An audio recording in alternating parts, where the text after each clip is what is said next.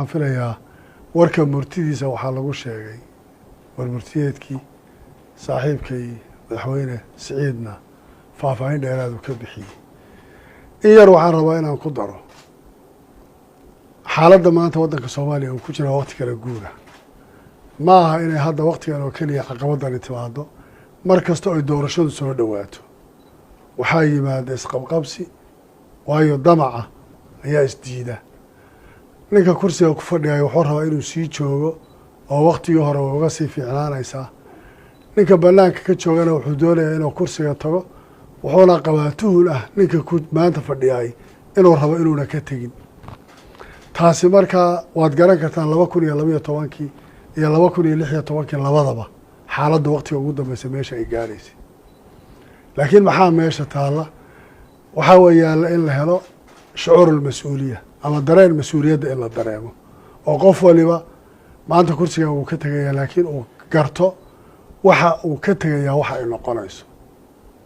waa mid faran markaa nin kastoo mas-uula maanta ama heer state ha noqoto ama heer federaal ha noqotee inuu garto maanta xaaladda waddanka uu ku jiraay waxaa ka iman karay iyo meeshay istaagi karayso taasaa waxay ahayd waxa aad aan saaxiibkiis Siciid iyo madaxdii reer Puntland iyo akhyaartii iyo waxgaradkii aan ugu nimid aan kala hadlaynay danta dalku maxay tahay maxaase annaga nagala gudboon wax badanna waxaan istusaynaa waxay ahayd in qof waliba meesha uu taagan yahay tanaasul uu sameeyo dadkan sidii la isugu wadi lahaa waddankan meeshii la geyn lahaa sida si nabad ah doorasho uga dhici lahayd waqtigeeda ku dhici lahayd khalkhal siyaasadeedna uuna u yimaadeen waayo markaa taariikhda dib ugu noqoto isbeddelka siyaasadeed ee waqtigiisa ku dhacay Soomaaliya wuxuu u geystay tallaabooyin horey loo qaadayo wax kastoo markaa caqabad ku keenay iyadoo dhibaato ku yahay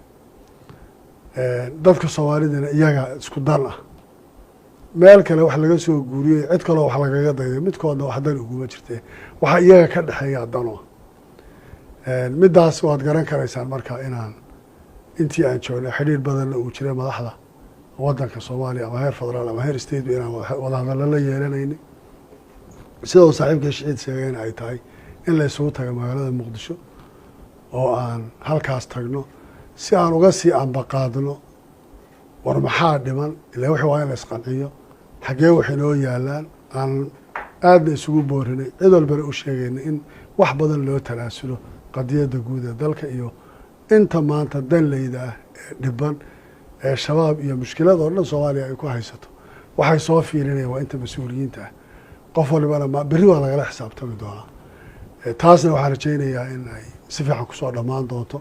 wixii annagu aan isnidhi iyo wixii la falanqeeyey iyo kulligeedna ay ahayd dardaaran